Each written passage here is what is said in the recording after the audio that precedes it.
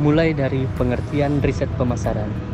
Riset pemasaran ialah rencana sistematis dari mengumpulkan, menganalisis, dan mengumpulkan data yang relevan dari situasi pemasaran tertentu yang dihadapi perusahaan.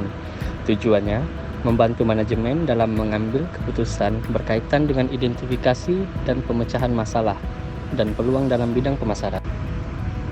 Berikut proses riset pemasaran. 1. Adanya fenomena. 2. Mengidentifikasi masalah, alternatif keputusan dan tujuan riset. 3. Mengembangkan rencana riset. 4. Mengumpulkan informasi. 5. Menganalisis informasi. 6. Mempresentasikan temuan. 7. Mengambil keputusan. Langkah-langkah dalam riset pemasaran. 1. Mengidentifikasi inti masalah. 2.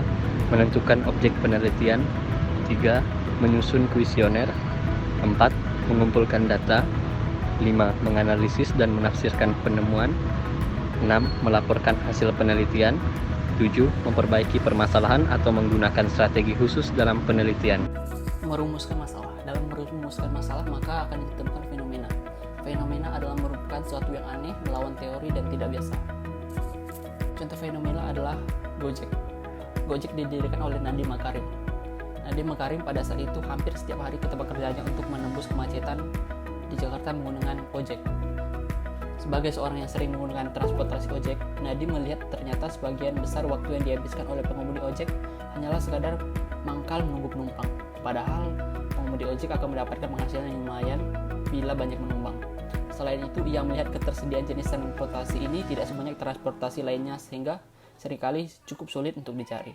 Ia menginginkan ojek yang bisa ada setiap saat dibutuhkan. Dari pengalaman tersebut, Nadiem Makarim melihat adanya peluang untuk membuat sebuah layanan yang dapat menghubungkan penumpang dan pengemudi ojek. Dalam merumuskan masalah ada 4 cara, yaitu brainstorming. Brainstorming adalah diskusi dalam kelompok kecil dengan tema pembicaraan identifikasi fenomena. Yang kedua, case study, mempelajari sebuah kejadian tertentu yang di luar kebiasaan. Yang ketiga, experience interview, mempelajari sebuah kejadian tertentu dengan melakukan wawancara dengan expert. Yang keempat, fishbone technique, mengidentifikasi masalah dengan metode kerangka tulang ikat. Tahapan desain riset. Pertama adalah mengeksplorasi masalah. Yang kedua, batasan masalah. Yang ketiga, mendapatkan data awal. Yang keempat, merumuskan tujuan. Informasi pemasaran.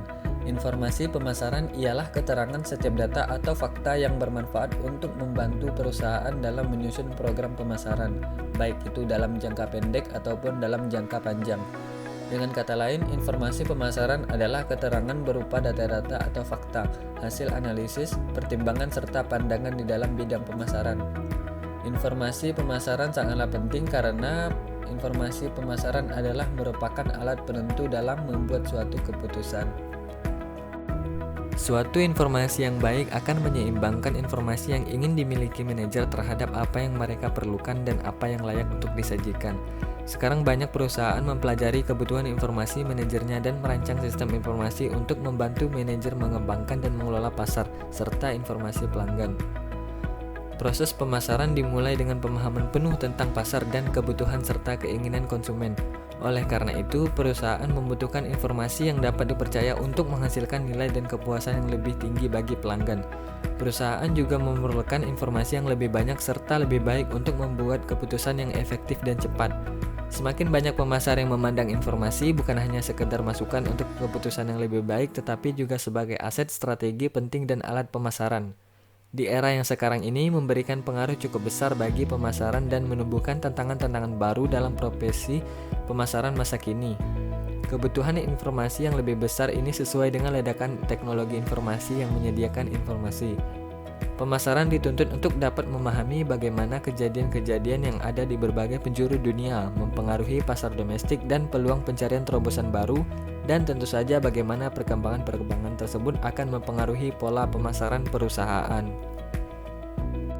Perkembangan teknologi juga memberikan dampak yang luar biasa pada kecepatan informasi yang didapatkan. Para peneliti dengan cepat menyelesaikan pengumpulan data yang mereka harapkan, sehingga riset pemasaran juga lebih cepat penyelesaiannya.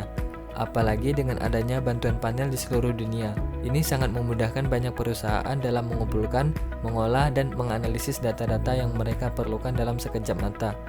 Setelah data-data yang diperlukan sudah disusun, maka tim penelitian akan melakukan penyebaran alat analisis yang dapat membantu mengelola informasi-informasi yang sebanyak itu menjadi lebih mudah dan cepat. Dan dalam waktu singkat, hasil riset pemasaran kita sudah bisa dilihat dan dijadikan patokan dalam membuat strategi pemasaran. Informasi pemasaran tidak bernilai sampai informasi tersebut bisa digunakan untuk membuat keputusan pemasaran yang lebih baik. Tahapan informasi pemasaran. Yang pertama, menilai kebutuhan informasi. Sistem informasi pemasaran digunakan oleh manajer pemasaran dan manajer lainnya yang terdapat pada sebuah perusahaan. Informasi pemasaran tidak hanya dibutuhkan oleh sebuah perusahaan tersebut, tetapi juga oleh mitra eksternal atau pihak luar yang bekerja sama dengan perusahaan tersebut. Yang kedua, mengembangkan database, internal, intelijen, dan riset pemasaran. Pada tahap ini, informasi pemasaran dikembangkan dari database internal. Database internal memberikan informasi tentang operasi dan departemen perusahaan sendiri. Data semacam itu dapat diperoleh dengan cepat dan mudah, tetapi seringkali harus disesuaikan dengan keputusan pemasaran. Berikutnya, aktivitas intelijen pemasaran. Menyediakan informasi setiap hari tentang perkembangan di lingkungan pemasaran eksternal. Selanjutnya, riset pasar terdiri dari kumpulan informasi yang relevan dengan masalah pemasaran tertentu yang dihadapi oleh perusahaan. Tahap informasi pemasaran yang ketiga adalah mendistribusikan informasi. Artinya, informasi pemasaran didistribusikan dari pengumpulan sumber-sumber untuk manajer yang tepat dalam bentuk yang tepat dan pada saat yang tepat. Intelijen pemasaran versus riset pemasaran. Intelijen pemasaran merupakan aktivitas intelijen pemasaran yang menyediakan informasi setiap hari tentang perkembangan di lingkungan pemasaran eksternal. Lingkungan pemasaran eksternal, contohnya lingkungan sosial, politik, hukum, kesehatan, ekonomi suatu negara, perkembangan teknologi, perubahan penduduk, dan pendapatan. Sedangkan riset pemasaran terdiri dari kumpulan informasi yang relevan dengan masalah pemasaran tertentu yang dihadapi oleh perusahaan. Riset pemasaran bersifat kompleks dan dinamis, kemudian didorong oleh informasi dari intelijen pemasaran.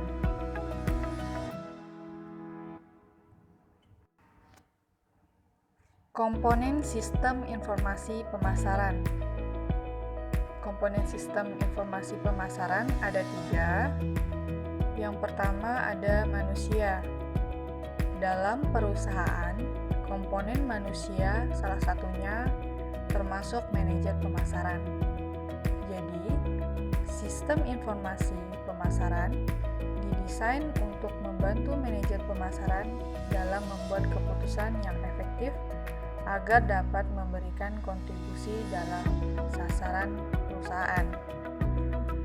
Komponen yang kedua ada peralatan, yaitu sistem perangkat pengguna didesain dan dirancang secara hati-hati sesuai dengan kebutuhan dan latar belakang pemikiran pimpinan perusahaan atau usaha yang akan membuat mereka merasa bahwa dengan menggunakan peralatan merupakan aset yang dapat membantu dalam melakukan pekerjaan mereka sehari-hari. Komponen yang ketiga yaitu prosedur. Prosedur merupakan serangkaian aksi yang spesifik, tindakan atau operasi yang harus dijalankan atau dieksekusi dengan cara yang telah ditetapkan dalam sebuah perusahaan. Jadi, manusia, peralatan, dan prosedur sebagai komponen informasi pemasaran menjadi satu kesatuan dalam perusahaan untuk mengumpulkan, mengatur, menganalisis, mengevaluasi, dan mendistribusikan informasi secara tepat dan akurat kepada para pengambil keputusan pemasaran.